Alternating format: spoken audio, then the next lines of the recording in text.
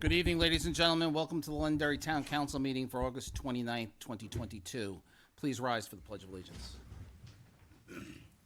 I pledge allegiance to the flag of the United States of America and to the republic for which it stands, one nation, under God, indivisible, with liberty and justice for all. Ladies and gentlemen, as is our tradition, please remain standing for a moment of silence. Tonight's moment of silence is for the first responders of Londonderry who do such a great job and for their safety. Thank you.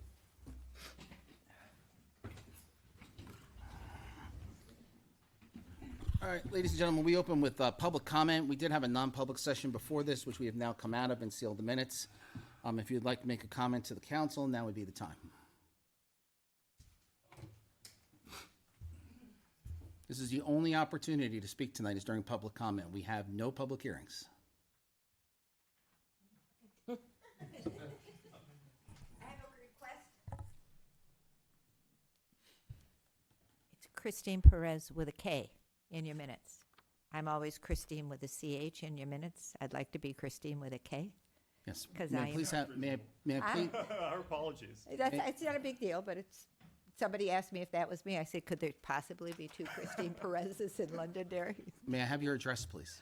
5 Wesley Drive, Londonderry. Thank you.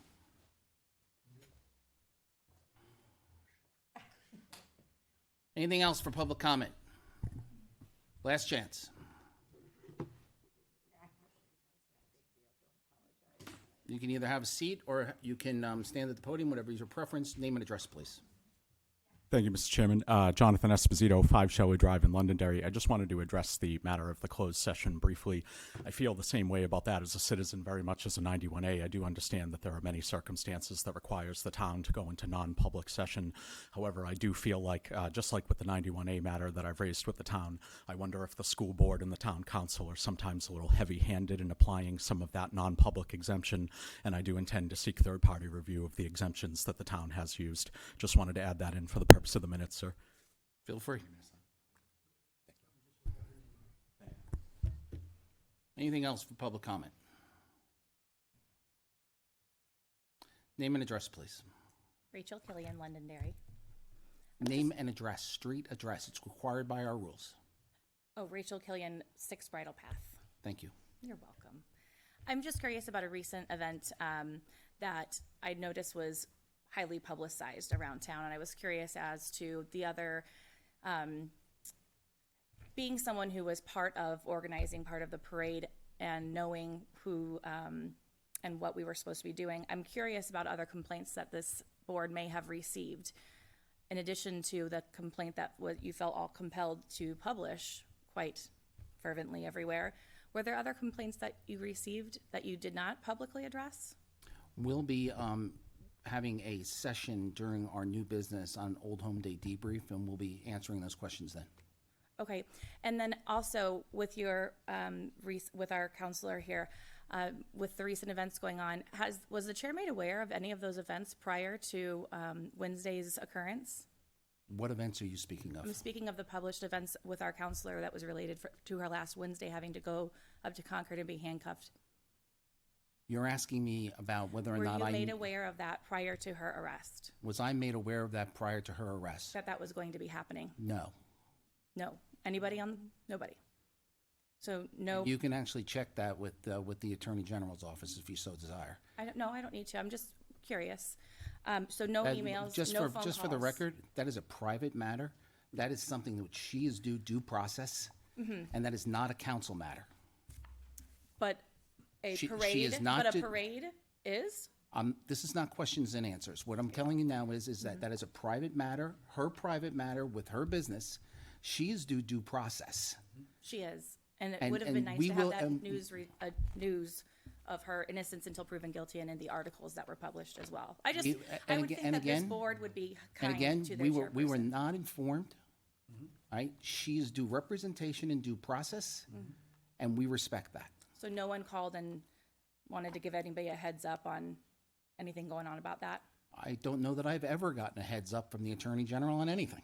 My other question is, with the news release, how did the board come to release that without having a private meeting, an emergency meeting, to get quorum to release a statement from the entire board without coming What together? specifically are you talking about?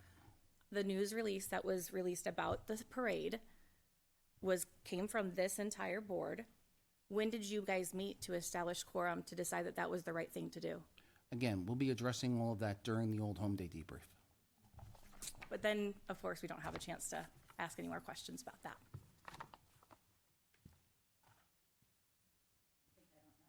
Yes, Ann? Do you need my info again, sir? Name and address, please. Jonathan Esposito, 5 Shelley Drive in Londonderry. I just wanted to restate the lady's question. Was a quorum established prior to the council publishing a press release on the This is public Confederate comment, flag sir. matter? This is not questions and answers. This is public comment. Okay, so is the council declining to answer whether or not a quorum is established, or is that what's going on? I'm actually very perplexed by the Sir, tone of the question again, and answer. This is public comment. I said we'll address everything during the debrief. I'm not going to answer questions here during public comment. No. Understood. Thank you, sir. Yes, Ann? Ann Champa, 28 Wedgewood Drive. You mentioned an Old Home Day debriefing meeting. Is it of the Old Home Day Committee? No, it's an agenda item we have tonight, which Mr. Malaguti is going to take us through an Old Home Day debrief. Okay, thank you. You're welcome.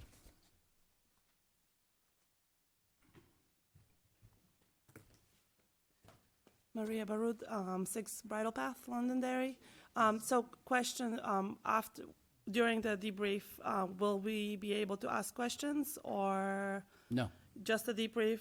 it is not open to public comment. Okay. That is the rules of our process. Okay, so I'll use my time now just to publicly comment. The board, town council addressed the flag issue, apparently. But nobody seemed to address occurrence that was really disturbing during the family town parade, which is extremely violent screaming of the pro-abortion group. Unfortunately, my kids were screamed at by these violent people right after we finished the parade. They were screaming crazy things, and I'm really perplexed because I had to explain to my 7-year-old what abortion is and why these people are trying to kill the babies. So I would like the town council and town manager to address that, because as a town resident and a parent, I didn't want to have that conversation with my child until she's at least 10 years old, not 7.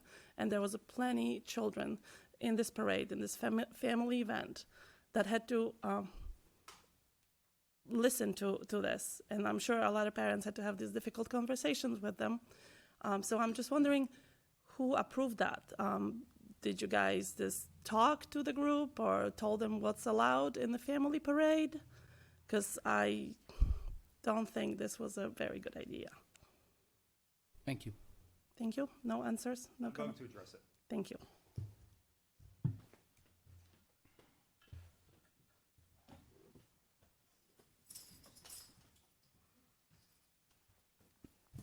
Good evening, Kim Bernard, Deputy Chief of Police. Just want to take a quick moment and bring you up to speed on a couple milestones we have at the police department. On August 5th, we all know that Chief Hart retired, and we didn't have a moment to recognize 2 20-year employees. So I want to brief the council that Captain Patrick Cheatham has just completed his 20th year serving the community, and so has Sergeant Scott Balakonis. Both men have been here for their entire career, and they actually went to the police academy together. And hopefully we'll get many more years from those gentlemen serving our great community. And unfortunately, we just accepted a resignation from one of our dispatchers, who is all done on the 31st of this month. Amelia McKeever has served the community as well, dispatching for 12 years. And she and her fiance are relocating to California. So just wanted to share with the town council those 3 employee highlights. And if any questions, I'll answer them. If not, Amelia will be missed. She's a great dispatcher. she does a great job. Thank you. Thank you. Thank you, Deputy Chief. Anything else for public comment?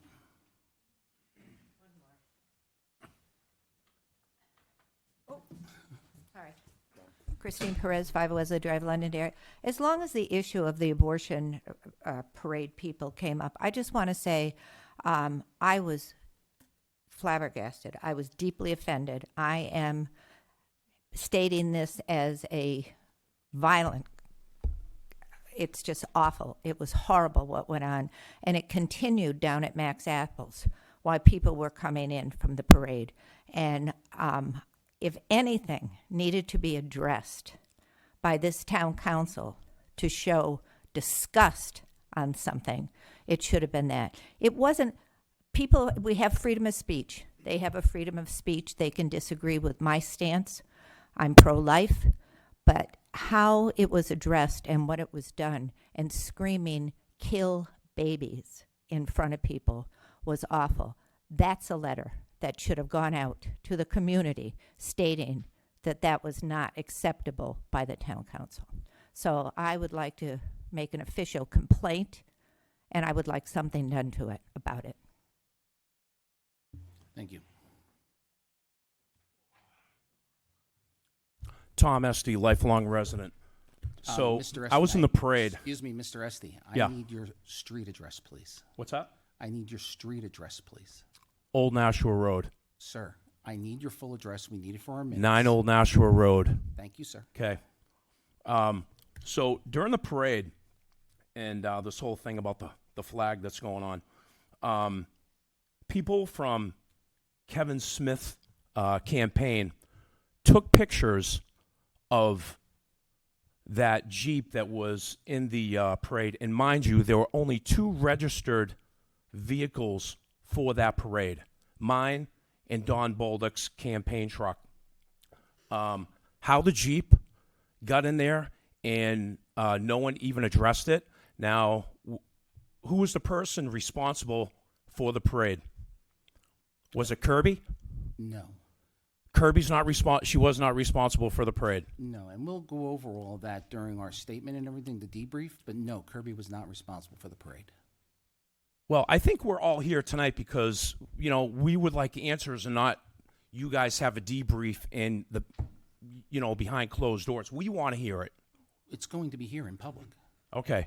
Are people going to be able to comment on it? We will not be entertaining comments during that section. Okay, so anyway, getting back to the Jeep. So the Jeep did not leave the school parking lot. Pictures were taken at that school. I seen you go in that roadway multiple times on the Gator.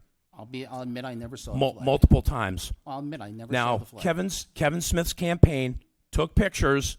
They knew that something was hanging on that Jeep. I wasn't aware of it because I wasn't focused on that Jeep. We were working on my float. So being where Kevin, this is his town, and he cares about us so much, why wouldn't he or someone come over and say, hey, why is there that flag on that Jeep? Could you please take it down because it's probably going to offend someone? And that was never said. And that was a bunch of bull crap that the Smith campaign or Kevin Smith himself did not come over and say that. He knew it was there. Mm-hmm. He just wanted to make a big political bunch of bull crap over it, and then you come out with the letter on Sunday, which I thought was completely wrong. Wrong, period. So that's all I have to say. I was disgusted with the whole thing. Anyone else for public comment? With that, public comment is closed. Okay, first item, Old Home Day debrief. So we have a number of things that we're going to discuss through this. Mr. Malaguti, why don't you take us through them? Thank you, Mr. Chairman. So the purpose of this presentation is not to address Old Home Day in general, but it's to address what we've just heard, which is complaints about both the parade and the booths on the common after the parade. And so everybody is aware, I do have some information about what kinds of complaints were made and approximately how many we received. We received complaints from 5 citizens who felt that we should have excluded the Women's March from the parade because one or more people marching with them expressed support for abortion. We heard from 3 people who felt that we should have taken more action in excluding the Confederate flag. We heard from 2 individuals who felt that we should have excluded the Londonderry Cares booth on the Common because of that group's support for LGBTQ youth. And we heard from 2 people who complained about the statement that the town put out condemning the Confederate flag. We heard approximately 4 to 5 complaints from folks about safety issues and vehicle and traffic issues, and I would consider those to be complaints about the parade and booths on the Common as well, and that's why I mentioned them here. Mr. Chairman, you asked me to, switching gears a little bit before we get started, you indicated that we would address the matter of the press release condemning the Confederate flag. The answer to the 2 questions that were put to the board and to me is that a quorum of this body did not convene for discussing a purpose under its purview. And so there was no 91A violation that preceded the issuance of that statement. Now, just so people understand what did take place and to be completely disclosed is that we were in consultation with the town attorney. Correct. So I spent the better part of Sunday in consultation with the town attorney, relaying that information to the counselors. All right, and there was adjustments made, specifically made, not to put something out that was as generic as possible, because we are not a political body. We are nonpartisan. We do not run by party or anything else. And we tried to put something out that was as generic as possible. Would you concur? I do. So that's what we tried to do with regards to that. Our attorney advised us that we had to address it, and we felt we had that obligation. So that is that piece. Can you just redo those numbers again? All right, so no more questions, but please go ahead and proceed. And I'm happy to send you an email, Christine, with that information. There were some questions raised about, what the process is for parade registration and the parade event itself. This is a combination of town staff and volunteers who participate in the organization of the parade. It's a pretty small group, and in fact, on the morning that the parade was staging at the middle school, my understanding is, and I was only there for a brief period of time, there were approximately 2 to 3 people who were directing that whole thing on behalf of the town and the parade organization. 62 separate participants staged at that area, and before they got there, there was a registration process. Registration for the parade opened in February of 22 and closed on July 29th. The forms were returned to Kirby Brown. Kirby organized them, and then they were given to Steve Dente, who organized the order of the parade. Steve assisted in traffic control at the middle school as well. And it's my understanding, Mr. Chairman, this is my first Old Home Day, that the Rotary plays a pretty significant role in the staging and the lining up down at the middle school. As I said, there were 62 separate participants. We turned away not a single one. To my knowledge, the town has never turned away an applicant to participate in the Old Home Day parade. We even let in 4 or 5 participants who submitted their information late. You can see this is an example of a registration form, and it happens to be the form that is associated with the group that has generated the most complaints. And you can see that it's fairly basic in terms of the information that's being requested and the information that's being communicated to the applicant about what's permitted and what's not permitted. It contemplates a mechanical process where The group provides information about how they would like to be announced, and the practice has been that the town announces them that way. I drafted the parade script.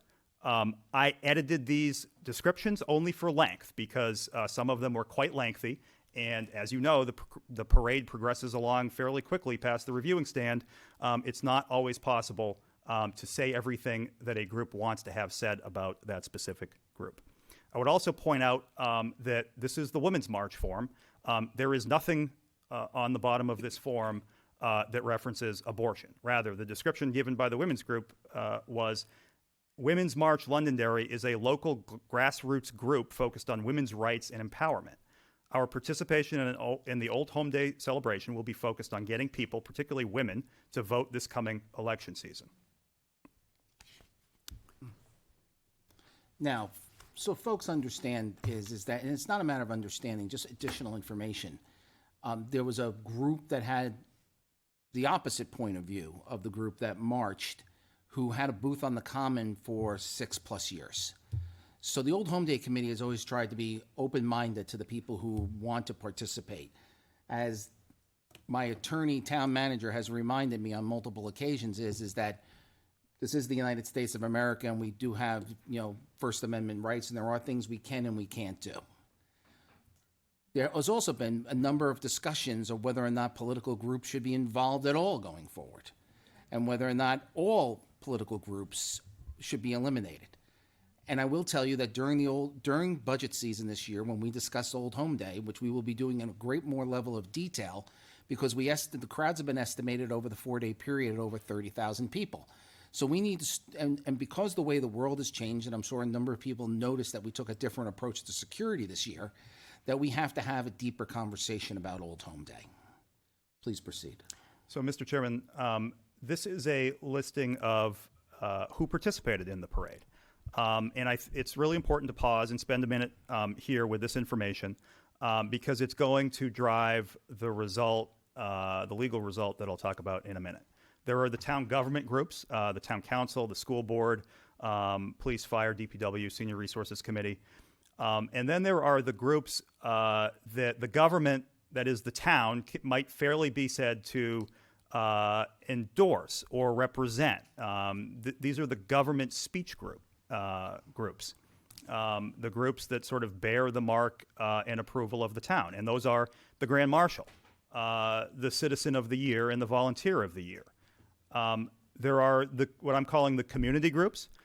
So everything from bands to baseball teams to soccer teams to twirlers.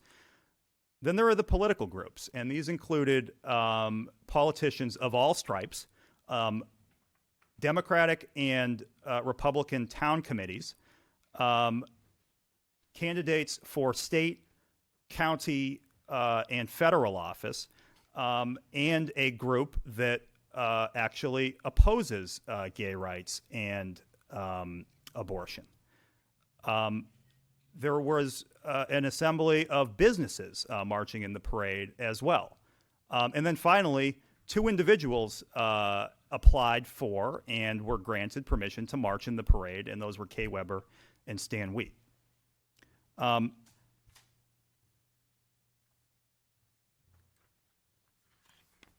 So if the question is, how could the town let so-and-so into the parade? We need to take a step back and determine what kind of speech we're talking about. I talked a minute ago about government speech. So the government gets to speak for itself, and the First Amendment does not apply. In order for speech to be government speech, the government needs to effectively control the message. So an example of government speech, Mr. Chairman, would be our annual 9/11 observances. Because that's government speech, and we don't need to give equal airtime to every view, we don't, for example, need to hold equal time for representatives of Al-Qaeda to give their opinion on 9/11. Rather, we get to say, this is who we're going to honor, and people who have a contrary message do not need to participate. The same would be true for a veterans parade. A parade to honor veterans that is choreographed and controlled by the government would entitle us to exclude groups that are not pertinent to veterans. So, for instance, if a baseball team wanted to march in the town's Veterans Parade, the town could permissibly say no. Alternatively, there is a forum for private speech. And to this, the First Amendment applies. The First Amendment, it is basic First Amendment law that the government has no power to restrict expression because of its message, its ideas, its subject matter, or its content. Now, of course, there are exceptions. Obscenity, child pornography, threats, incitement to imminent lawless action. But those exceptions are limited, and they apply only if there is a compelling governmental interest that entitles the exclusion of that speech. There are two examples I would give here to you tonight. The first is we just saw public comment at a meeting of the Londonderry Town Council. The Town Council doesn't get to say, you don't get to speak because you have a complaint against our parade, about our parade. The town needs to afford equal forum for both those who support the parade and those who oppose the parade.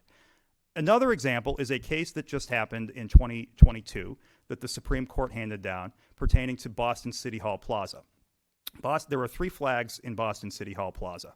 One is the United States flag, the other is the flag of the Commonwealth of Massachusetts, and the third is the flag for the city of Boston. Now, Boston would allow groups, numerous groups, to rent, essentially, Boston City Hall Plaza, and to, in place of the flag of Boston, fly the flag that represented that group.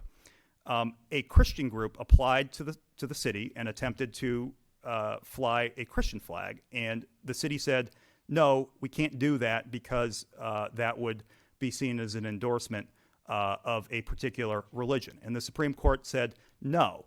The government's practice of allowing every group who had ever attempted to rent City Hall Plaza and fly their flag without interference means that this is not government speech. It is not Boston speaking for itself, but it is Boston opening up City Hall Plaza and that flagpole as a forum for private speech, which applies to our parade. Well, Mr. Chairman, the town does not effectively control and never has who can and cannot participate in the Old Home Day Parade. Additionally, we don't have a theme for our parade, such as a veterans parade. Any theme that we have is loose at best, if it exists. We don't ask participants even what their message is, only how they would like to be announced. In other words, we don't get to say, under the First Amendment, no to participants whose views we might disagree with. This is the same principle, as I just mentioned, that prevented you or me from shutting anybody down in public comment because we might have disagreed with their views. So, ladies and gentlemen, we're going to have a few other comments, but in fairness, I've always had the policy of that if you show up and you want to talk about something, regardless of whether it's in public comment or not in public comment, I'm going to permit it, at least as long as I sit in the chair running the meeting. Now, the reason we do the things we do them in public comment is to stay in a structured manner and follow our process and our rules. Once we complete what we're discussing up here as a council, if there's anything further you want to comment, I am going to open a short window for questions and answers. Go ahead. Thank you, Mr. Chairman. So there are circumstances where the government can provide a forum that is not open to everyone. And this is called a limited or a dedicated public forum. And there are two cases that help us understand what a limited or dedicated public forum is. In the Leak case, which is out of the 11th Circuit in 2021, the city put on an Old Soldiers' Day parade, and the purpose of the parade was to celebrate and honor all war veterans, especially those from town, who have defended the rights and freedoms enjoyed by everybody in the United States of America. The sons of the Confederate veterans applied to participate in the parade, and their application was approved, but they were directed not to display the Confederate flag or to say anything that might detract from the parade's theme. And the court held that that was a reasonable and a defensible request. The reason is that this is one of those choreographed, themed, scripted events where the government could exclude groups that didn't fall under that general message. And they did that by exercising effective control over the parade. Similarly, in the Good News case, a school district opened the school after hours for instruction in any branch of education, learning, or the arts, or social, civic, and recreational meetings and entertainment events, and other such uses pertaining to the welfare of the community, provided that such uses shall be non-exclusive and shall be open to the general public. Well, a Bible study group applied to use the space, and the court said, and the school district, similar to Boston, said there would be an impermissible association between the city and religion. Well, the court said you can't do that. This is open. This group falls under that umbrella, that message, that purpose that the school district put in place, and so they get to have their Bible study meeting. All of that is to say that in a limited or dedicated public forum, the restrictions still have to be reasonable and viewpoint neutral. So the government, whether it's the school district, whether it's Boston, doesn't get to say no to religion but yes to a book group. This slide in particular I raise because it pertains to the question that I'm expecting. What could Londonderry do to exclude certain groups from its parade? Well, we could have a much stricter theme or message, but I'm here to tell you that that would be a much smaller affair than we are accustomed to here in Londonderry. It is my opinion that once you allow in the politicians, that is the floodgates for all kinds of expression to come into the parade. If we have a message or a theme that pertains to the Londonderry Old Home Day Parade, I suggest to you it is one of welcoming free speech and welcoming those who want to participate, even if we might not agree with everything that they have to say. So to close the loop on this slide, it is possible to try to design a narrower themed controlled parade, but that has not been the practice or the custom, and that's not what we did this year. All set? Are you good for that? On this one, yeah. Okay. Do we have more? Yes. Please proceed. There was a complaint that was made about a booth on the Common, and that specifically is the Londonderry Cares booth. The analysis that I've just gone through, that the Common is a forum for private speech, applies with even greater force here, because if you look at the diversity of viewpoints that are represented on this booth map, it really runs the gamut.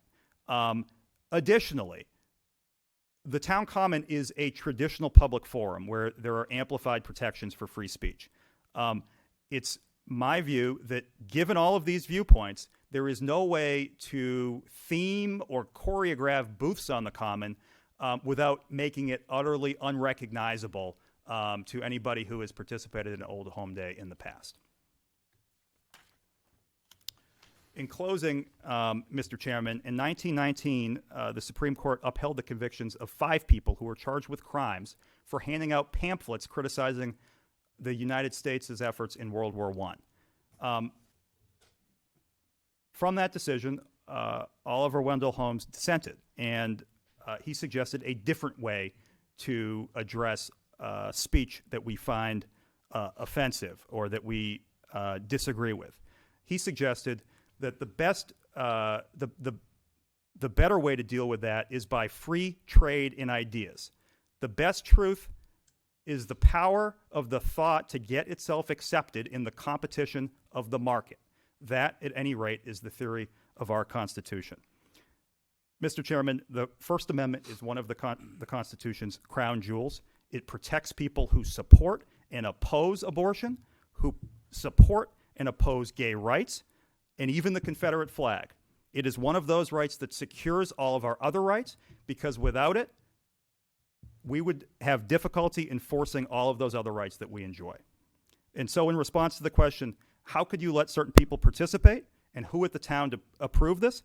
My answer is this. I am the town manager and I oversaw the town government's response and involvement to Old Home Day. These decisions were mine and mine alone. I, for one, am proud to live in a country where the government doesn't get to tell us what we can and cannot say and where we can and cannot say it. And I'm proud that with respect to these issues, Londonderry stood on the right side of the First Amendment, however uncomfortable that sometimes can be. Okay, we're going to have a discussion among the counselors, and then I'm going to open it up for comment. Just to clarify, a few things. So I've been the Old Home Day committee liaison for 13 years, and have worked Old Home Day for 15 years. Generally, I'm the first person on the comment at 7 o'clock in the morning, and this year I was the last person to leave. I'm usually not the last person to leave, but Mr. Holy was taken to the hospital because he had just worked himself to exhaustion, and I took over his responsibilities. So, because the town manager went with Mr. Holy, which is where the town manager belonged. I will commend our fire department and police department for their quick response and taking care of him and making sure that he was well cared for. With regards to the Confederate flag, had someone pointed it out to me and shown it to me, because I traveled that route that morning dozens of times, I would have went over, and I know Don Bolduc, I would have went over to him and asked him to take it down.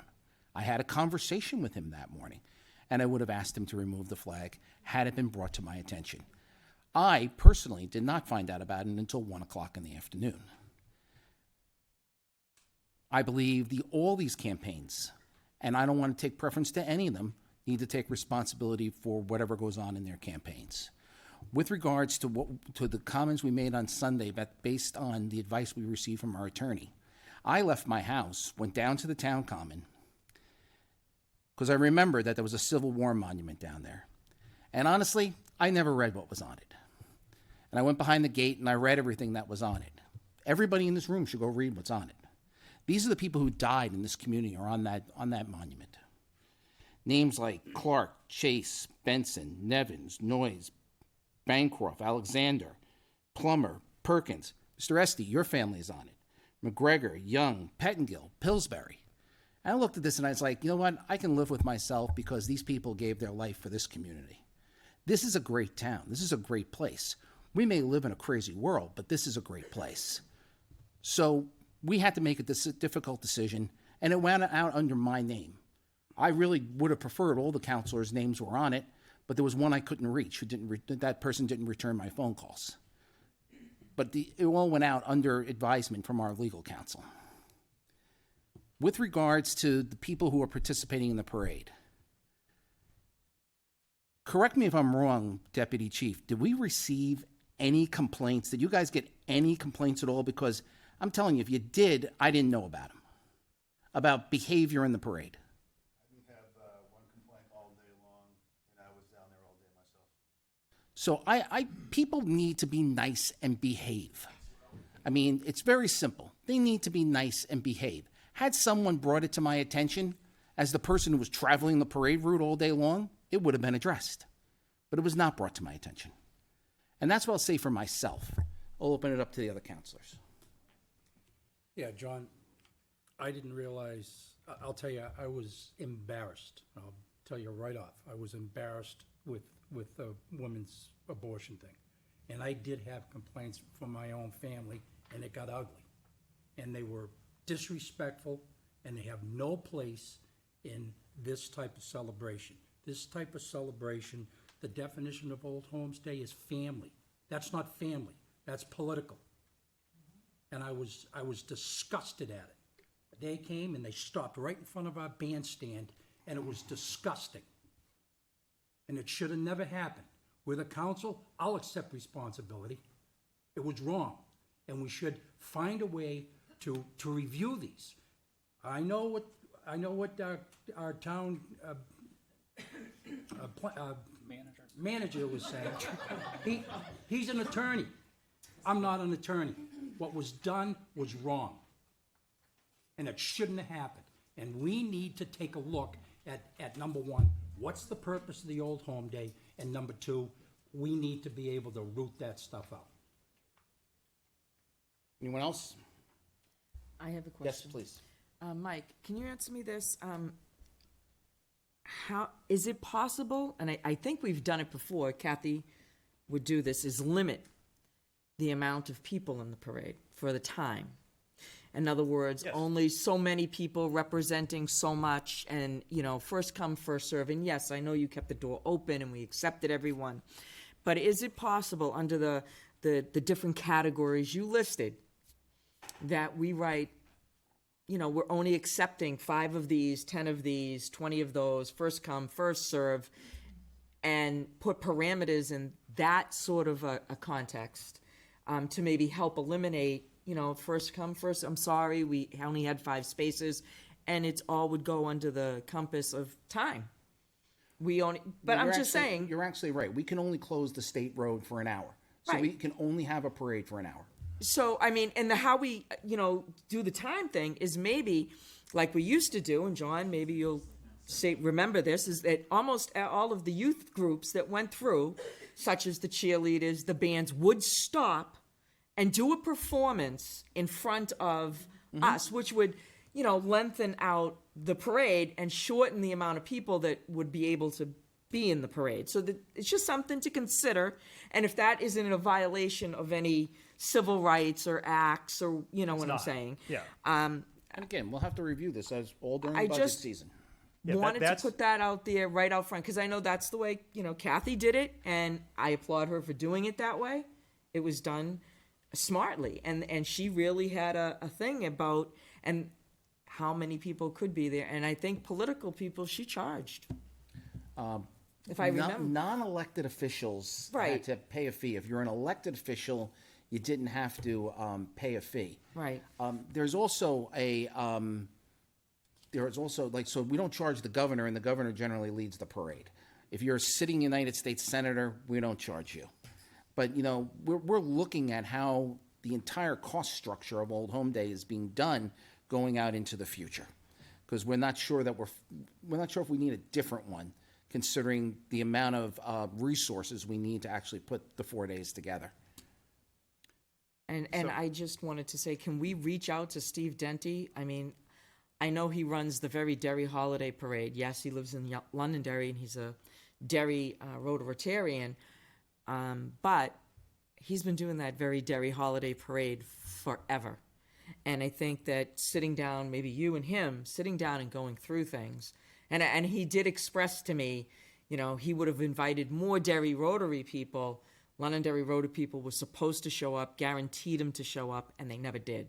And so next time he knows better to just bring in the Derry people to help with the parade. And he was very stressed out. I even volunteered to help, but he just was. Yeah, and I want to make it clear that Steve Dente had nothing to do with selecting who was in the parade or who couldn't be in the parade. Steve is a volunteer. He does a phenomenal job, and he did a phenomenal job on this occasion under difficult circumstances. I would agree. I mean, like I said, he's pulled off many a parade in Derry, and they usually are very, very well. Now, it has been, if people have misbehaved in the parade in the past, they have been pulled out of the parade. And had it been brought to the attention of the people, we would have taken action. And maybe we were just didn't have enough people to do the things we need to do. So is there anything else from the council? That being said, any of the people that are opposed to what had happened, by all means, we need volunteers for this. So, you can sit there and criticize, and I'll take it, but become part of the solution. Become part of the solution, guys. It's all volunteer. Hey, all 4 days, the council works all 4 days. I mean, All right, staff works all 4 days. I mean, I had surgery on that Tuesday, and I was there from 7 a.m. until 9:30 that night. We do need help. I can tell So, you. go ahead. John. I would say can with tell that- you for 10 years that I've been doing it, I've never enjoyed Old Home Day. The only part of Old Home Day I enjoyed was watching the faces of the families and the kids, because we're running around making sure that the train doesn't go off the track, or like John was doing, helping elderly lady and ladies with kids. It was hot that day, so there were a lot of things that we're doing. I never saw the Jeep. I never saw the Jeep.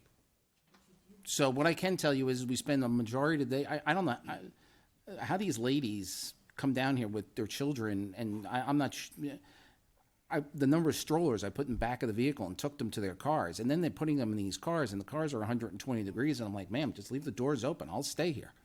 But, this is what we're trying to do all day. So with that, I promised you that I would open things back up. So the rules are you have 3 minutes, and you have to be nice.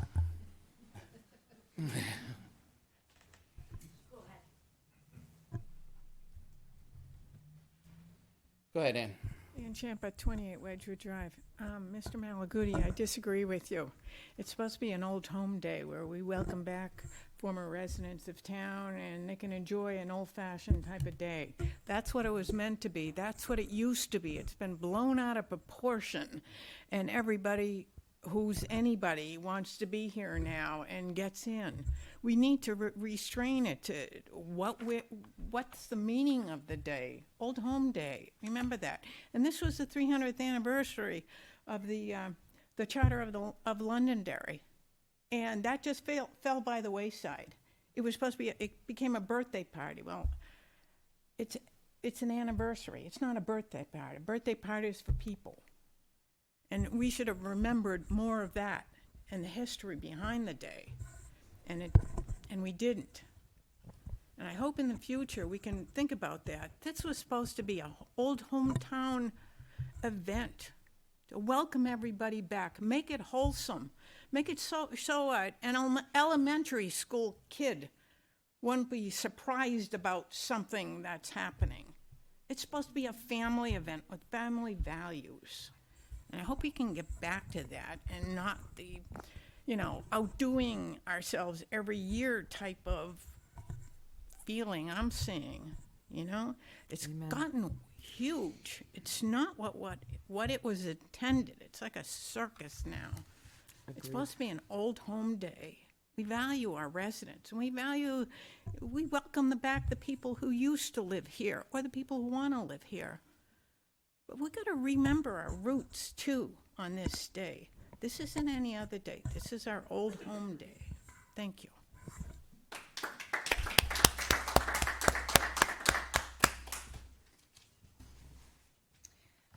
Rachel Killian, 6 Bridle Path. I thank you very much for all your research. It was quite impressive. I think that the presentation was wonderful, and certainly thank all of you for your work. I did volunteer to build the float, but then couldn't exactly walk or do anything, so I had to recuse myself from that. Whether deliberate or implicit, the memo that went out didn't seem impartial. And I wanted on the record that that vehicle wasn't part of anyone's campaign, and I deliberately left names out for that reason when I came up here earlier. It wasn't part of anyone's campaign. I am one of the people that requested 2 vehicles be added to one individual's campaign to be in the parade. That Jeep was not one of them. Also, that Jeep was rebuilt by someone who lives in this town who dedicated a lot of time and energy to make it a complete replica of that era. He's from Pelham. Okay, he's from Pelham.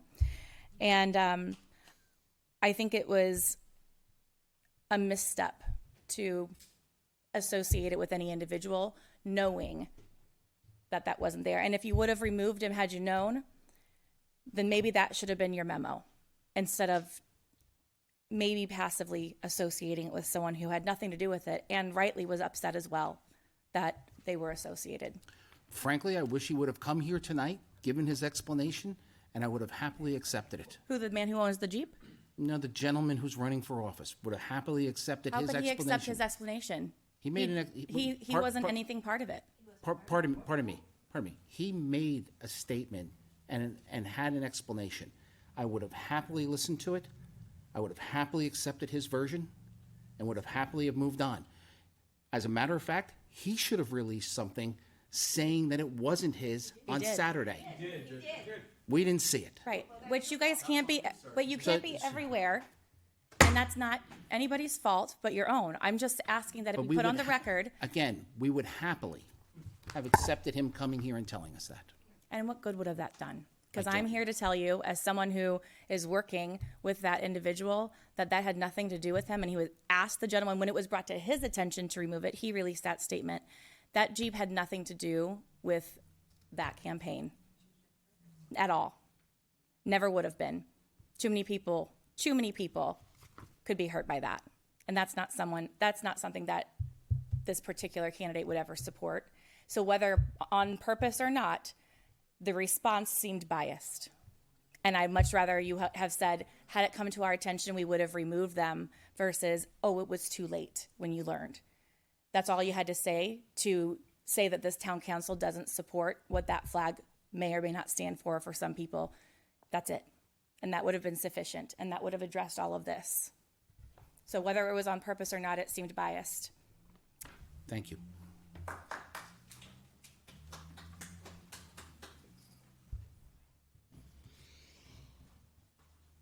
Name and address again. Yes, Jonathan Esposito, 5 Shelley Drive in Londonderry. I don't know if Mr. Malaguti or the chief will have the opportunity to comment.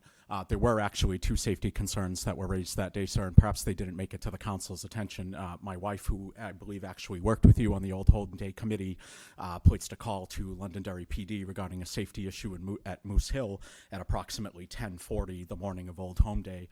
The dispatcher for the police department apparently did not log it, and when SRO Perry arrived, he had not received a communication from the police department. My wife advised him that 2 elected officials from the town, actually I believe there were 4 people in the town, but 2 of them who are elected officials who I won't identify, have done so in my email communications, just apparently thought that the setup for the touch-a-truck at Moose Hill was the private parking lot and decided to drag a cone halfway across it. I still haven't heard an explanation or a response from the town on that one, and I also raised a safety issue. I'm sorry, sir, I'm going to finish and I will wrap up I just briefly. want to know where the location. Sunday evening, I did place an email to Mr. Malaguti informing him of another safety issue in which myself and my children were within, 3 feet of another elected official's vehicle as they essentially pulled out from the parade.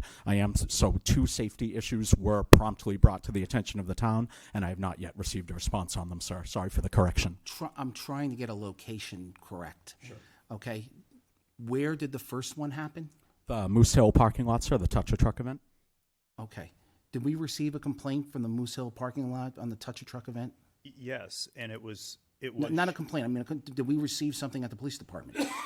I passed along Mr. Esposito's concerns to the police department. And I apologize to interrupt the council. Prior to my addressing that via email with you, sir, the day of Old Home Day, as it was happening, my wife Kaylee Esposito, also of 5 Shelley Drive in Londonderry, placed a phone call from her cell phone, spoke to the police dispatcher at Londonderry PD between 10:40 and 11 a.m.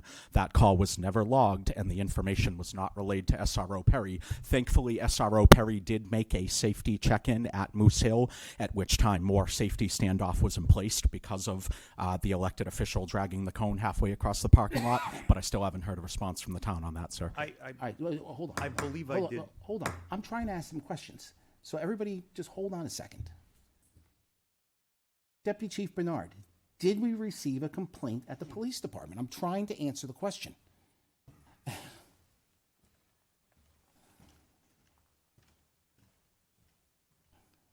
Mr. Chairman, I did receive an email from Mr. Esposito, and I did promptly respond to his email.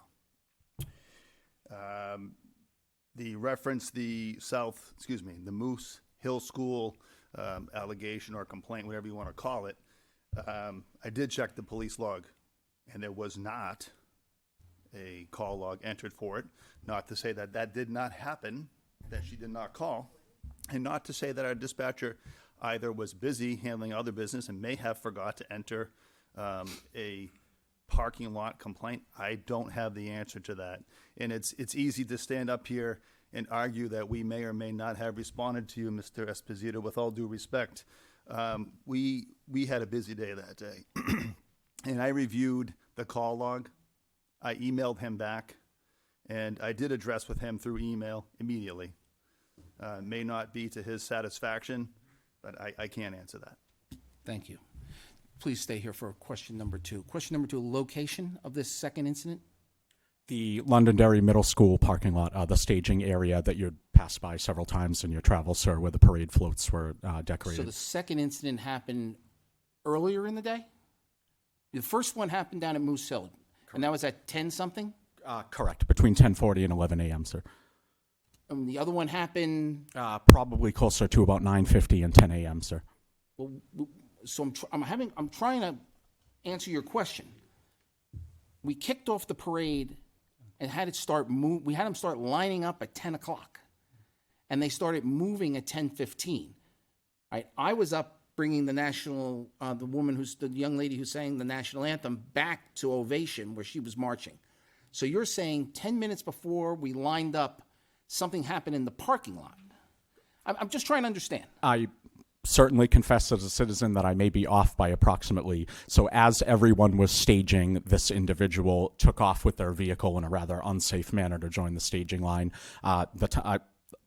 I'm not confident that I got a response from that from the police department. There was some discussion via email whether or not it would be a town matter to comment on the Old Home Committee or LPD. I'm not delighted to hear that my wife's telephone call wasn't logged, though, because I'm sure if we were to check the utility telephone records for the police department, we'll see the last four of her cell phone in the time range that I specified, sir. So I'm not delighted to hear that, Councilman. Thank you. Mr. Chairman, I'm just trying to get to the bottom of it. Just if I may, go just ahead, to please. correct Go something ahead that and was proceed. just to correct something that was stated earlier. I did respond to Mr. Esposito's email on Monday, August 22nd at 12:48 p.m., forwarding both of the concerns that he referenced, which are encapsulated in his email to me, to the police department for, quote, such action, if any, as they deem appropriate. I will also make the Old Home Day organizers aware of your concerns. Okay. Do we have anything from there were more than enough police at the start of the parade. Do we have anything from the start of the parade route? Sir, we had two officers located at the beginning of the parade route. One was Captain Cheatham, and the other one was Detective Andy Phillips. I don't know if it's appropriate to keep on going back and forth with trying to make... I'm just asking if anybody made a report to you. That's Sure. all I'm asking. Sir, I did not have one from either one of the officers who were stationed at that location. Thank you, sir. Please, I'm all set there. Mr. Esposito, what I can tell you to do is we'll endeavor to try to do a better job down there. I do take your comments seriously, and we will look into them and try to see if we can do a better job. Unfortunately, I don't have any answers for you this evening, other than we need to take a good hard look at it.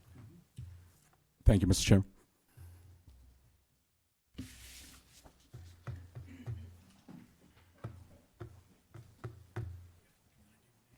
Christine Perez, 5 Wesley Drive, Londonderry. I witnessed the incident in the middle school staging area. And his children's safety was put in jeopardy. I witnessed it. So just to go on record that something did happen. I have a question, Mr. Malaguti. You mentioned that things can be discriminated against, and that's probably not the word, but the Second Amendment, First Amendment. Excuse me. Yeah? Questions always come to the chair. I Oh. will let you know if Mr. Malaguti will respond, so please continue the questions here. I believe Mr. Malaguti mentioned that if things could be excluded or whatever, if they were nasty or, I forget the words that he used, that, if they were, if somebody was doing something wrong, then that eliminated part of their free speech. Is that correct? Do you understand the question?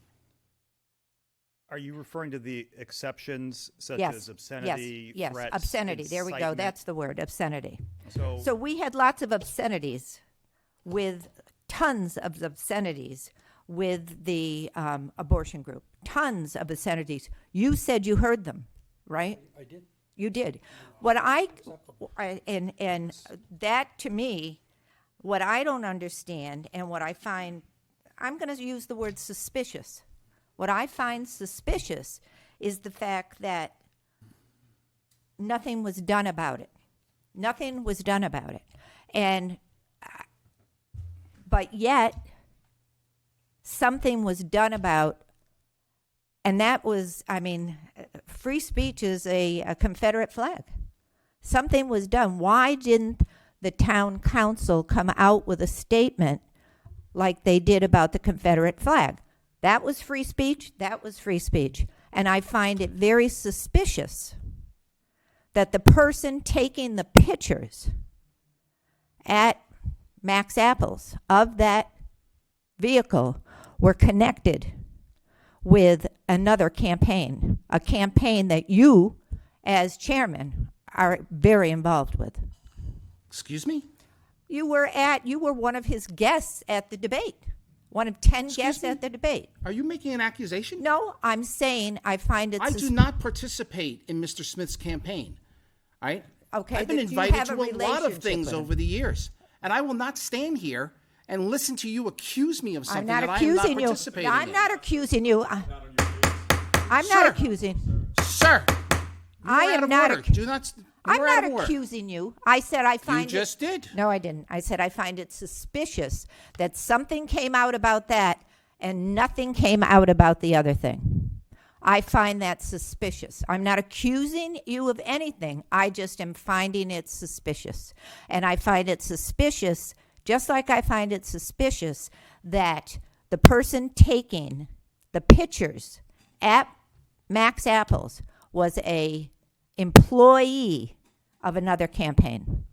One, we didn't receive any pictures from anybody. The pictures were made very public.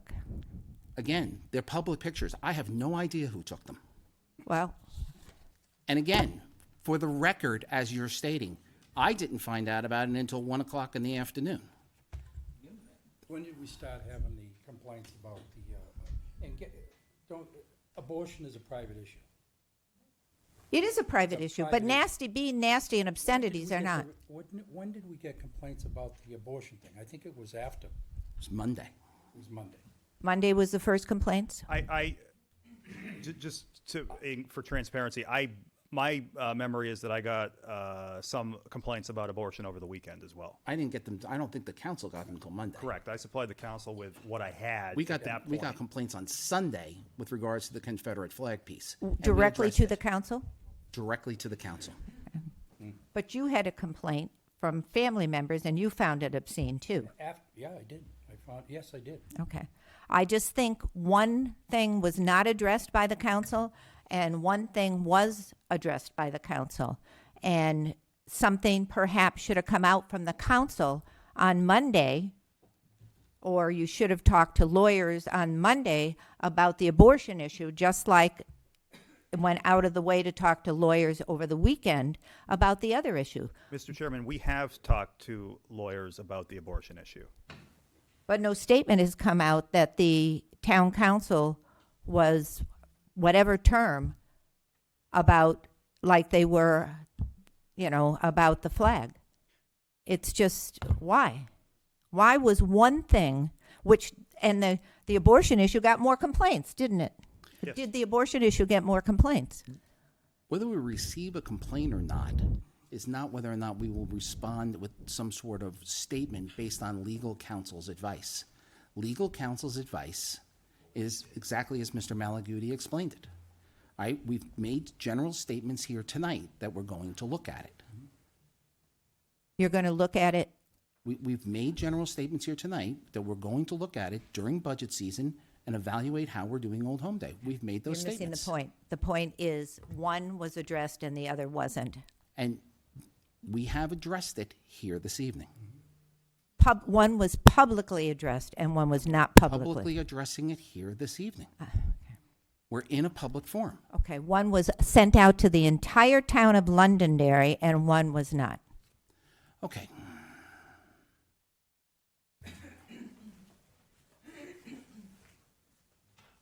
I'm Martha Smith, 38 Shasta Drive.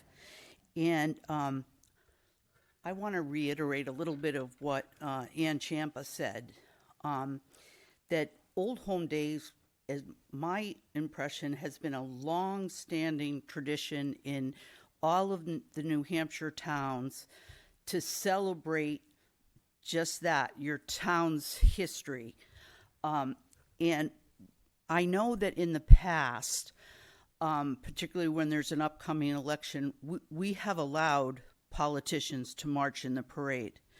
But what I am interested in knowing, is there a difference between inviting a politician to march in our parade and political issues being voiced in a parade?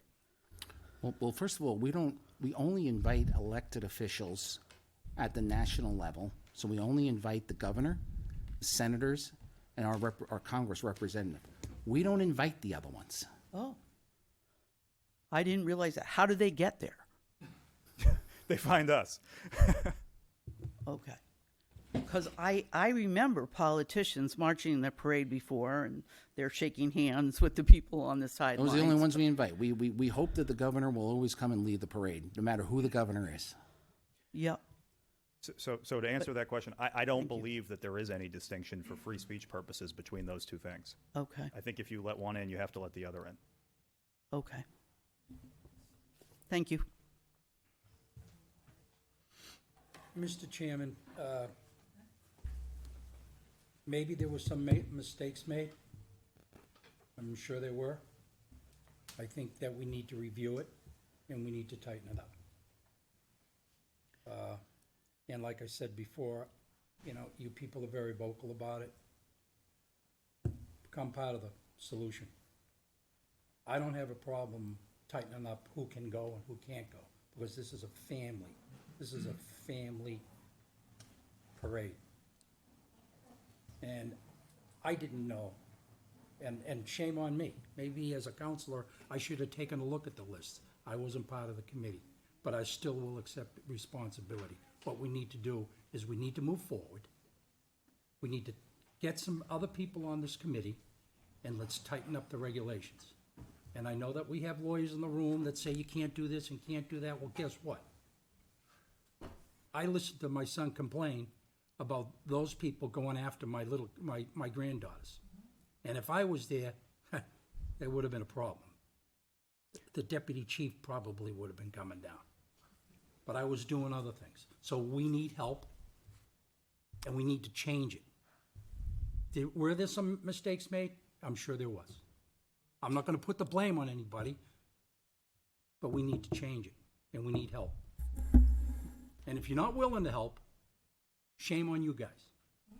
Mr. Chairman, if I may, I'd like to I have some information that I think is relevant to the discussion. And so there was some discussion about the Bolduc procession, and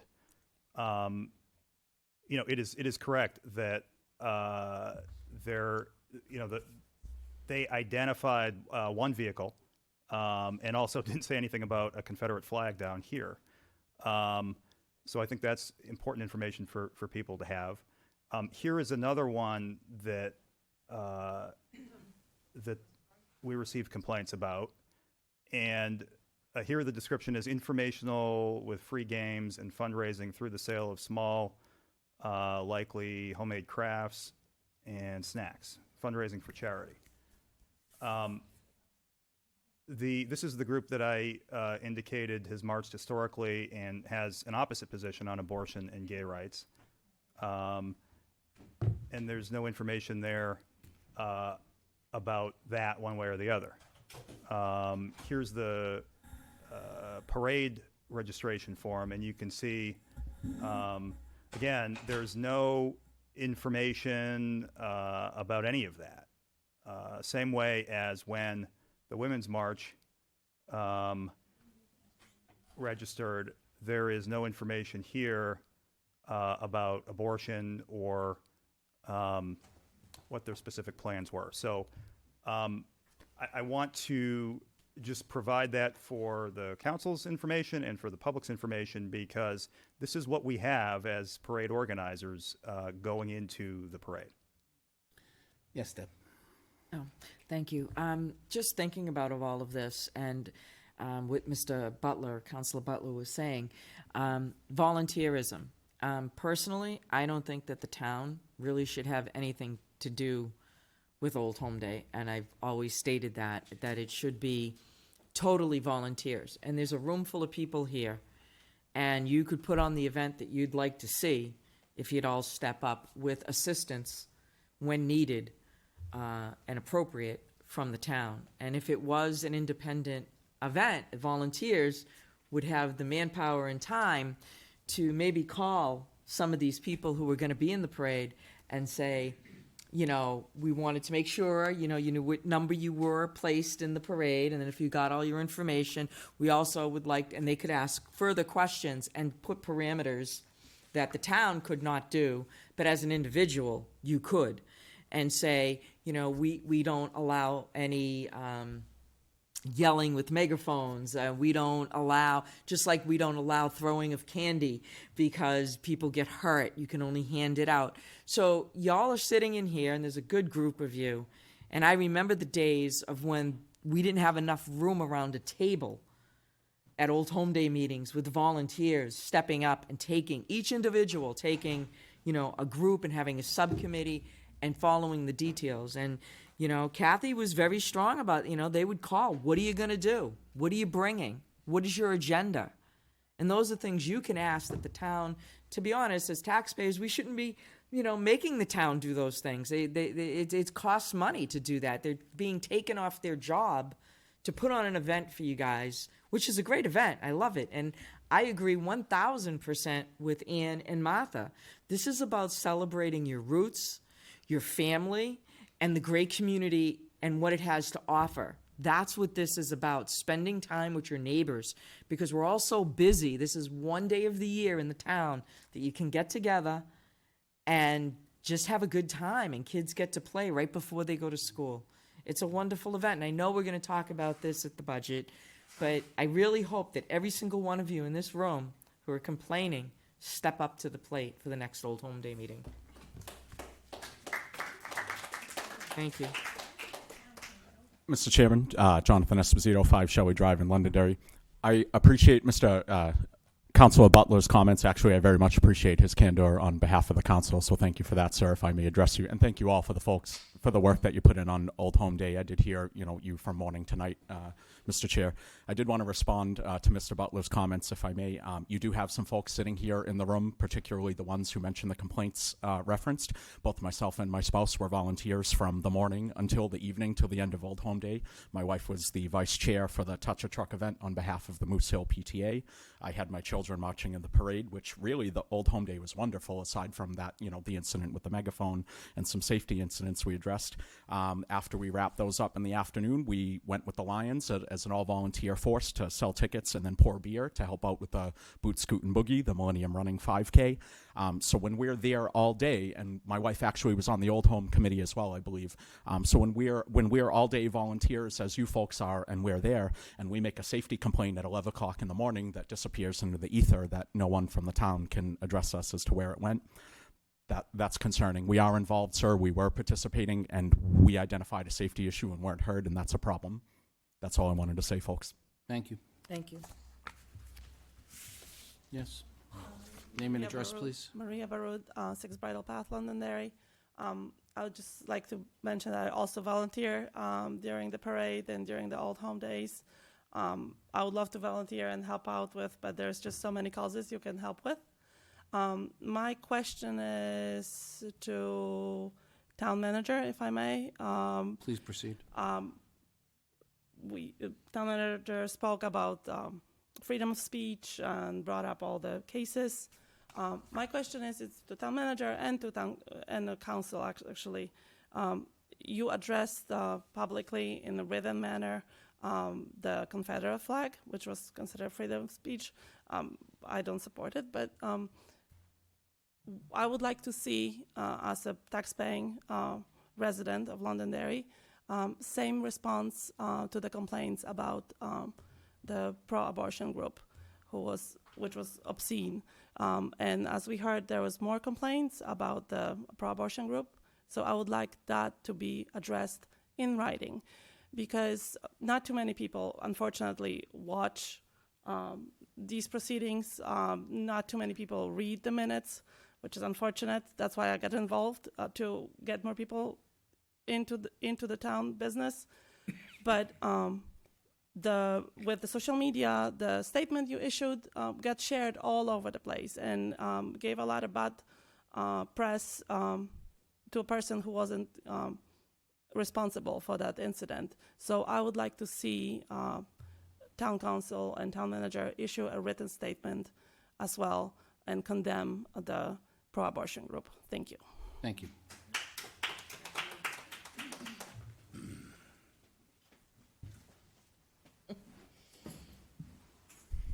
Ray Bresson, 3 Gary Drive. I think we've learned a lot here, and a lot of statements have been made. Some mistakes perhaps were made, but we've learned how we can do better, and how people can step up. And now I wasn't part of the parade. I actually was working that day, but I think it's important that people step up and participate.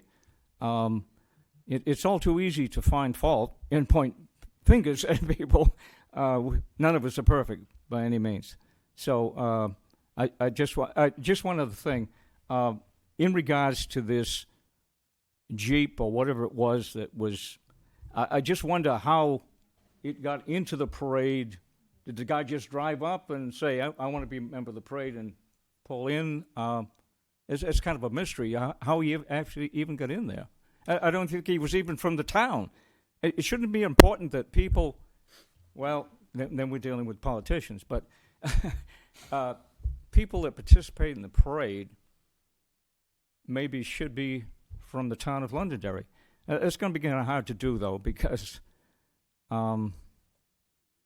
yeah. Thank you, Ray. What do we do? All right. Come on, Ray. Thank you, sir. I've had those moments. We can always do better, huh? Okay. Yay, Ray. Take home 6 Bancroft Road. Certainly I respect all the comments that are said here tonight on both sides of everything. And I think that if we start limiting groups from one opinion or another opinion as Mike has gone forward, we will get ourselves into quite a legal battle and a bit of trouble going forward. There's free speech, and we need to be able to respect that people can have a voice one way or the other. And I know there's a crowd here tonight who may be against the groups who are in the parade, but from what I have been hearing all day, that there were many people cheering them on and applauding them. So just because those people couldn't be here tonight, maybe they're busy with their families or busy with work, doesn't mean that their viewpoints also matter as well. So I think that before we start limiting groups, whether it be a group for this or for that or against this or against that, we need to also look out for, would the town all of a sudden be in a legal battle? And I don't think we ever wanted to be in that kind of situation. Very frankly, if we start eliminating groups going back and forth, it's going to be a very short parade. Yeah, I agree. So, thank you. Name and address, sir. Jake Butler, 2 Danbury Court. Don't mind the attire. I crawled out of bed for this one. I'm sitting here watching this on TV, and I wanted to come down because I think 2 unfortunate events are overshadowing what was an incredible week, which is, frustrating for me as somebody who saw this to be probably the better Old Homes Day I've seen in my lifetime here that I can remember. The unfortunate side of it is politics are an ugly thing, right? We've got 2 very politically motivated issues going on here. Something with a Confederate flag and something with abortion and women's rights. And because politics is ugly, it has become ugly, and it's sad that is what has overshadowed this entire 4 or 5 day stretch here. Despite what my position may be one way or another on either of them, it's still, at the end of the day, and I've heard, we've gotten more complaints about the abortion thing than we did the Confederate flag thing, but makes me wonder why those complaints came in was because we made a statement about the Confederate flag. So it's a little bit of tit for tat going on.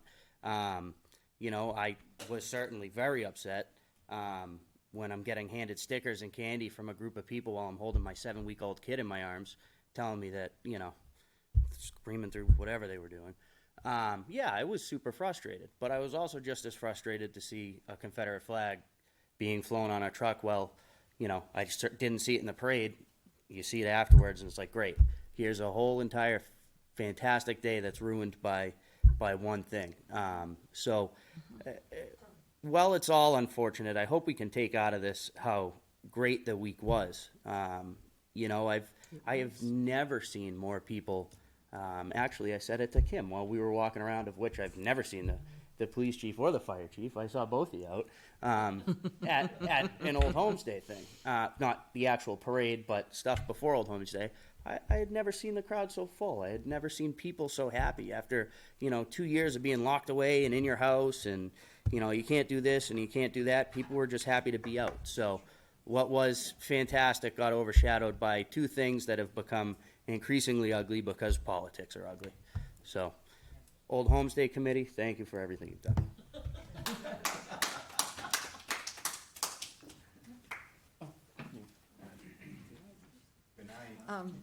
Janet Hoodalaw, 5 Stony Point Drive. And I'm speaking as Janet Hoodalaw because I represent one of those ugly groups, I guess. I was at the parade and at the staging area at the middle school. I also have experience as being a director of parades and also security in my past. And this wasn't my first Old Home Days and being at the staging area. Old Home Days usually happens on my anniversary, so a lot of times I've done the work behind the scenes but never got to enjoy the festivities. We're not talking about an organization, we're talking about bad behavior of people in an organization here. I wanted to put the point on that because we're saying, well, it's this group or that group, it's politics, you didn't do this or that. No, people behave badly. Organizations have principles that they go by, but it's the people that make the statement. So in this case, we have one person that put up what is now today an offensive symbol. However, I don't know how many of you ever have traveled and read the history like you did on the memorial and other things, and know how the Civil War was ended civilly by the two generals, and they tried to minimize the divide that was going to be happening. Now today people have rewritten history and they've rewritten what this means, and it's the symbol is something. No, there was someone that came in to the parade, evidently intentionally, from what we can gather, and attached themselves to another group. I know what happened at the staging area. There were 4 people there working when I arrived. I arrived there about 7:15 early that day, and only the parade director knew what was going on. And the others didn't because they were from his hometown and they had come in afterwards because the Londonderry people didn't show up. Now that's another issue. They volunteered and didn't show up and didn't tell him. And he was doing a phenomenal job handling phone calls and directing and trying to make everything happen. I did not see what happened to Jonathan Esposito's family because I was talking to some people in the back that wanted some information.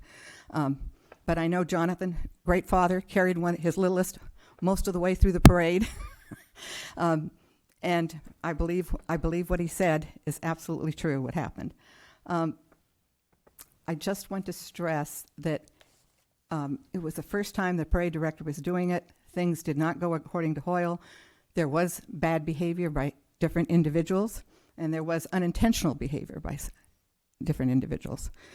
Could we do better? Yeah, if we redid it today, it could be done better. There are some things I'd redo. But don't blame it necessarily on the organizations. Do I like CARES? No, I've read their rules and bylaws. I don't like them. Okay, I disagree with them. I disagreed with behavior. I did get shouted at the end of the parade as I walked the parade route by the pro-abortion group. I just told them, I'm pro birth control. Why don't you use that? They shut up. Okay, they didn't have anything more to say. It's like, So anyway, your time's almost up. I just wanted to let you know that deal with the behavior of the organizations. We all appreciate free speech, and that includes the flag. Thank you. Can I talk? I haven't said anything yet. I'll let this gentleman go up since he's up already. Thank you, Mr. Chair. Nice. I'll let this gentleman, he's been waiting patiently. I'll be quick. Mike Pettingill, 5 Apollo Road Extension. I just wanted to thank Mr. Malaguti for the presentation. I'm not a lawyer, but I appreciate the education, and I kind of, as a response to understanding what he shared with us, mirror a little bit what Mr. Combs said a couple of minutes ago, and that is that there are many things that we may not agree with each other on in this community, but generally speaking, Londonderry has been very open. I've lived here my entire life. I was a 15-year coach of the robotics team. I met students and parents and families from all walks of life. I don't agree with all of what they did. They don't agree with my opinions, but we come together. And from a community standpoint, we should welcome that diversity, including political diversity, because that's who we are. Londonderry is very diverse. From a legal standpoint, as Mr. Malaguti pointed out, you really open a can of worms when you start saying no to certain groups, and we go from a very inclusive and large parade and gathering to one that would be very small, because if you exclude this group because you don't agree with them, well, there's probably people who want to exclude the group that you do agree with, and suddenly there's nobody left, and we have a parade with a band and some cheerleaders, which I love our school, but there's a lot more to the town than the band and cheerleaders. So I would caution a lot of my fellow citizens here today to consider the ramifications if they really want to pursue limiting the other groups that are there. I certainly wouldn't want a group that is obscene by the legal definition, but I think that probably varies significantly from what my fellow residents consider obscene in this instance. So I hope we maintain an open and inclusive environment with Old Homes Day going forwards, and I would encourage them to be respectful and understanding, and accept that these groups may not be what they support or what their family values are, but the family values of their fellow residents might be just those. So, thank you. Thank you, sir. Go ahead, Chad. Do I have 3 minutes? We can arrange that. So, personally, I felt that being screamed at through a megaphone was unbecoming and distasteful, regardless of what it was about. And I respect they are opposing to my own personal beliefs, and I do respect the legal standing that you have briefed, Mr. Malaguti. Might I suggest, without impeding on anyone's free speech or hindering participating, an alternative forum for situations where that might be similar to this situation, where we could have an alternate parade or a different time or a different forum where, if there's a vetting process and we feel that it might be, I know that this is probably going to be unfavorable, but allow an opportunity for an alternate situation like that. And that's just my thought, like still maintaining the free speech and inclusion, allowing, if there's alternate, just an alternate forum for people to still can maintain that, but in the integrity of the First Amendment, but, maybe provide an alternate. Thank you. I don't need a response. All right. Sir, you're going to be the last comment. Steve Argus, 354 Mammoth Road. I don't think that the CARES group was addressed correctly. You said anti-gay, and I don't think anybody was anti-gay that had a problem with that booth. I unfortunately wasn't there. I was in a wedding Saturday, but the pictures that I saw had youth, 6, 8-year-old children inside there. It looked like it was focused on the youth. They had stickers and all sorts of little kid stuff, face painting. I think looked like there was some other stuff that was there. I don't know if the town of Londonderry condones youth gayness. That's what I had a problem with the booth. I didn't have a problem with a gay booth being there, pride flags coming down the parade. I don't have a problem with that. I had a problem where it was geared towards children in the town. And that's where I think that it should have been addressed. When you were addressing it, it sounded like you were saying that people were anti-gay, this and that. Some of the people that had a problem with it weren't anti-gay. I'm anti-gay being pushed on 6 and 8-year-olds. The definition of gay is sexually attracted to the same sex. I don't think 6 or 8-year-olds are sexually attracted to anything. So that's where I had a problem with that booth being geared towards the youth in town, is the problem with that booth. It had nothing to do with gay, that's fine. They can be pride, that's absolutely be proud, that's fine. It was the geared towards the youth that I personally had a problem with.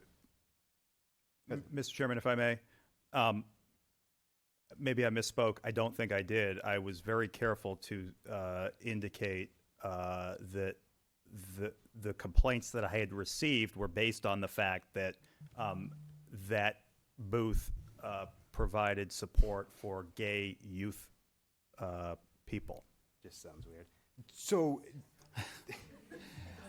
Mr. Vargas, so is that freedom of speech? I mean, I know it said child pornography in your thing. I know there was no pictures or videos. I wasn't there. I hope there wasn't. But isn't that, it's skirting a fine line right there, no? So, Mr. Vargas, for me, I'd actually have to see their charter to understand, what Londonderry Cares is. So perhaps you can get that to the rest of the counselors and everything, because I don't really understand what their charter is. So, but I appreciate your comments. I don't understand either.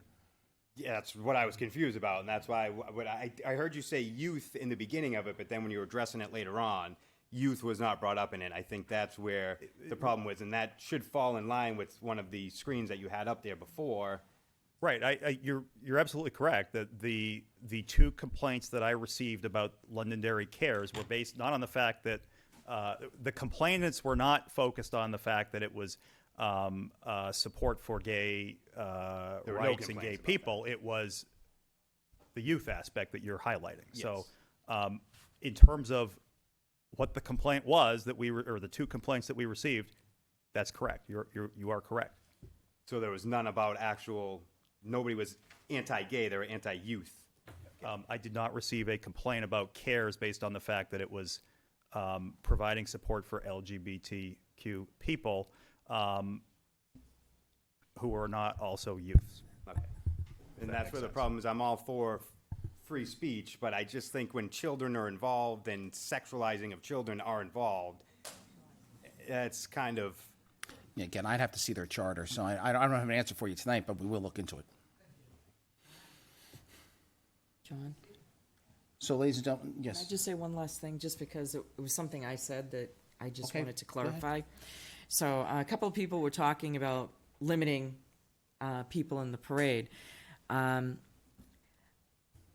do believe that everybody has a right to be in the parade, but I'm not limiting people in the sense of what they're doing. It's limiting to how many of them do we want. And if you allow everyone, then you're going to have kids who can't be in the parade because we have too many activist groups. And it's not about being that type of it's not that type of a day. It's a day about celebrating our town. And yes, all of those things matter. Whether I agree with it or not doesn't matter. The fact is, yes, everyone has a right to speak, but is that the appropriate platform? And being able to talk to these groups to be able to find out what they want to do and put parameters about what they can do. I don't think anybody, whether they're for or against, whatever, should be yelling in people's faces with megaphones. You want to stand there and hand out a brochure nicely? I have no problem with it.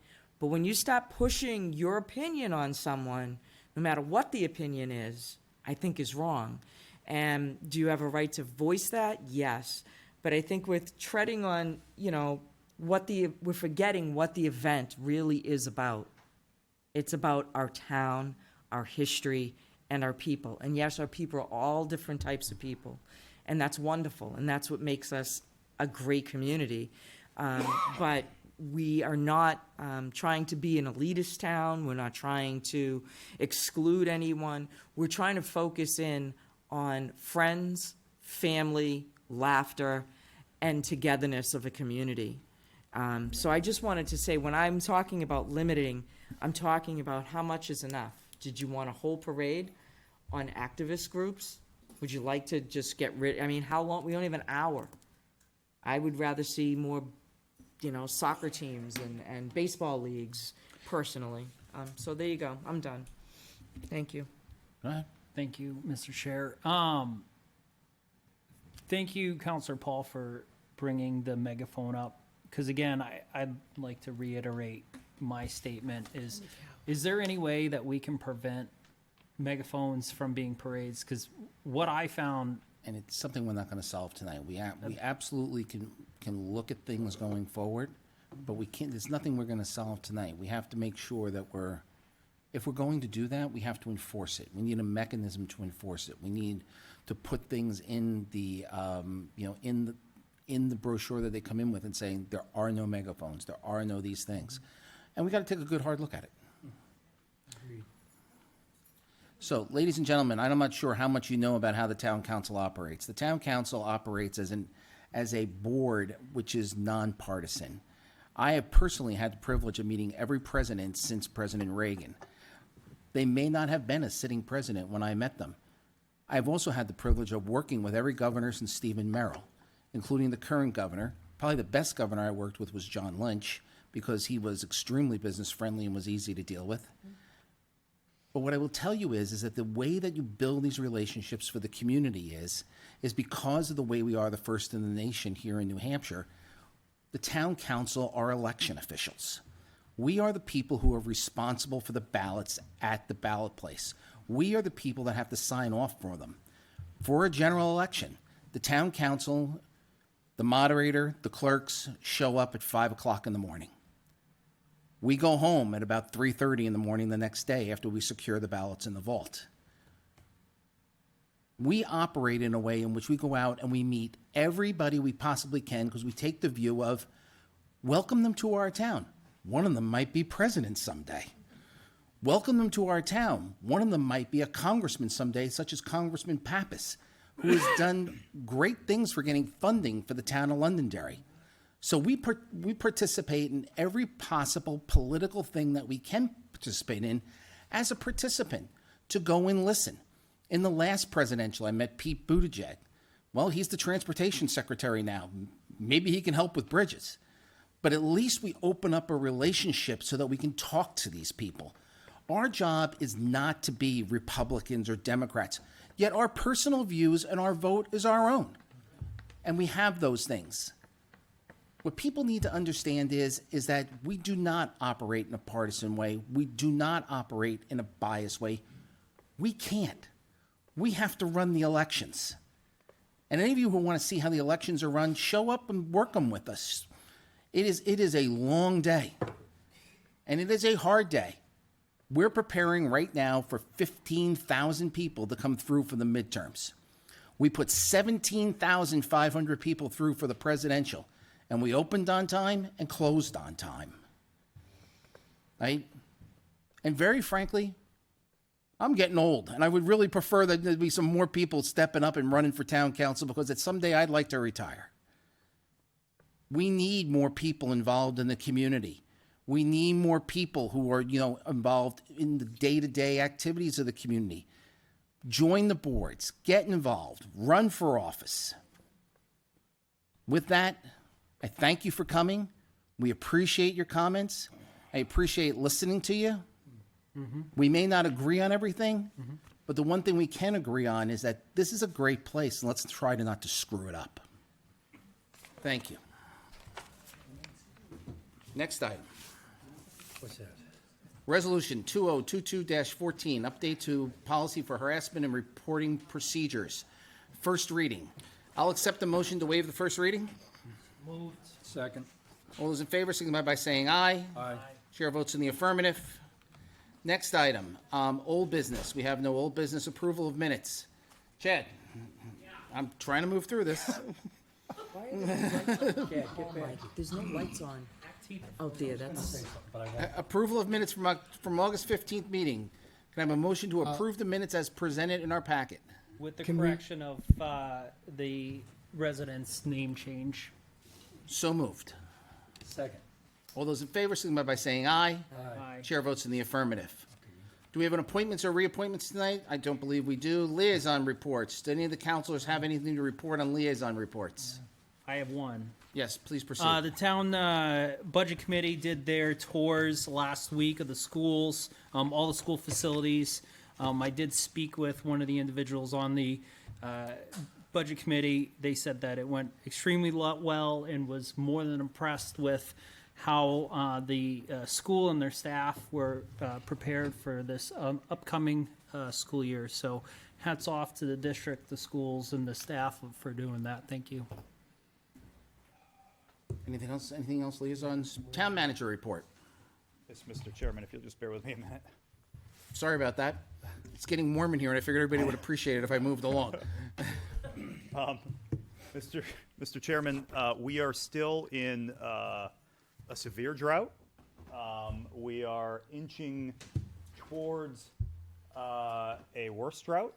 And so my drought report this evening is... So I was on the Seacoast this weekend, and Rye has put up a ban on watering lawns. Multiple towns, as I go through them, are putting up bans, complete bans. Now, I do understand that people are, we're asking people to be responsible and to take this seriously. So where are we at now?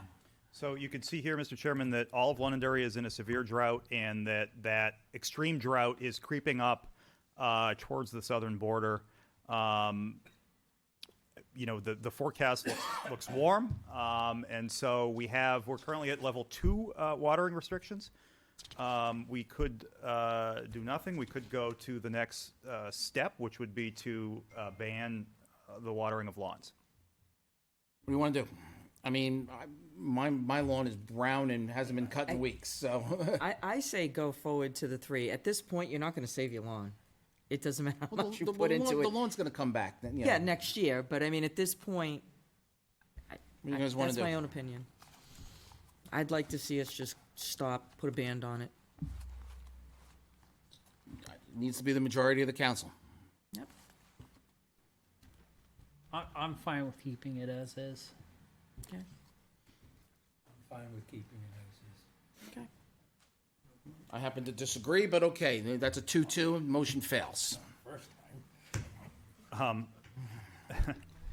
Okay, so that takes care of that. Mr. Chairman, we do have my office heard this morning from someone who, as you know, the drought ordinance does contain a mechanism for waivers and exceptions, and so we did receive an inquiry from a request from someone who lives on Brayburn, has presumably just moved into their new house and hydroseeded their lawn, and they are seeking relief from the provisions of the drought ordinance at this time.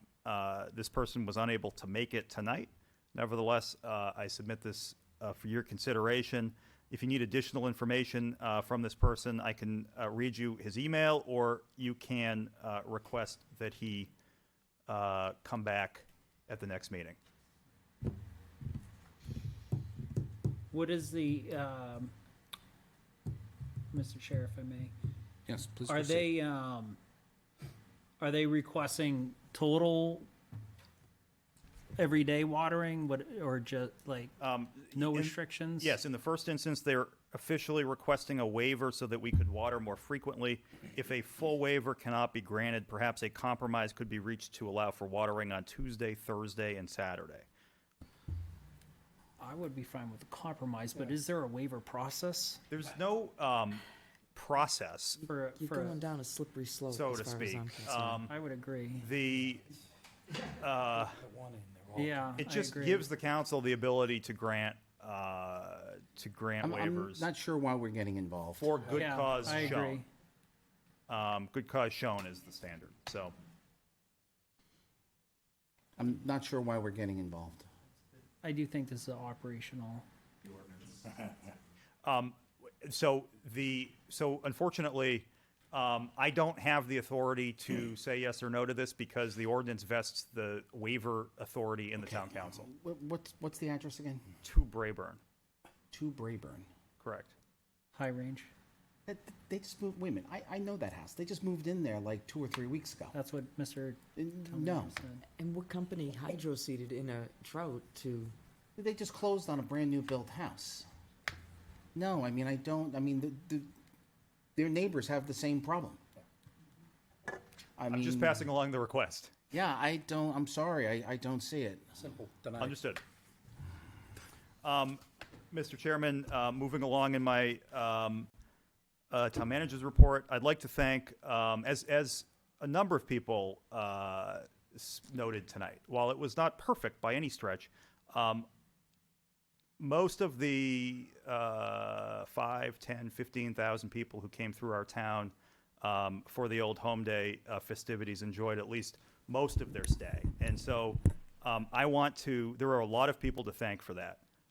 But on my staff specifically, I want to thank Kirby Brown, Katie Sullivan, who works for the school district, obviously, Dave Wally, Justin Campo, and Ilona Arndt, who worked ungodly hours for the better part of 10 days to get the thing ready. There is a public informational hearing here on Thursday, September 1st at 7 p.m. in this room to discuss the 28 and Stonehenge intersection changes. DOT will be here with their team, and the public is welcome to attend. There is a 4A informational at the West Running Brook School on September 22nd at 6 p.m. There's an hour-long open house that folks can talk to DOT, and then the presentation starts at 7 o'clock. Lisa Drabick has moved on from the town's employment. She begins work tomorrow with the City of Manchester as their HR director. She has my gratitude for working tirelessly for 5 years on the town's behalf. I will miss her. Lastly, Mr. Chairman, Lithia Springs was on for public hearing this evening. It has been continued to the next town council meeting, September 12th, and we continue to negotiate with Waste Management and should have an update for you at that meeting as well. You're looking at me. You're looking to say no, something? no. I just was curious on the status of the Lions Hall. That's something we're gonna have to take up in budget too, right? Right. So September. I get a lot of calls. September asking me. 5th. The Lions. The changeover is almost entirely complete at this point, as I understand it. Dave Wally has been working with Mr. Steinhauer to facilitate that, and some of the other Lions as well. And it will become a town facility on September 5th. It is undergoing an assessment, which we should have back very shortly to determine what the real condition of that building is. And so I should have an update for you soon. Okay. No, because I had heard from 2 people that they went to use the senior center for their meetings at night, and they were told they had to pay $75 to use it each meeting. That is That's not what I was accurate. told. To use the senior center for their meetings, they were going to be charged $75 for each meeting to use the building at night. That is not accurate. Okay. I'm just telling you what was told me, and I wanted to make sure. Just put it out there, get the truth, right? All set? Yes. Thank you. All right, so our next meeting is September 12th. The following meeting is September 26th. And I will accept a motion to adjourn. So moved. Second. So, ladies and gentlemen, just so people are aware, I've been chairman of the town council for 9 years. And as long as I do sit as chairman of the town council, I will vigorously defend any member of this council at any time in a vigorous way, including myself, when people come up and make accusations or make unfounded comments. And I will continue to do that when people say things that are not fair to any of the town councilors. And I will vigorously defend any one of them. With that, we are adjourned.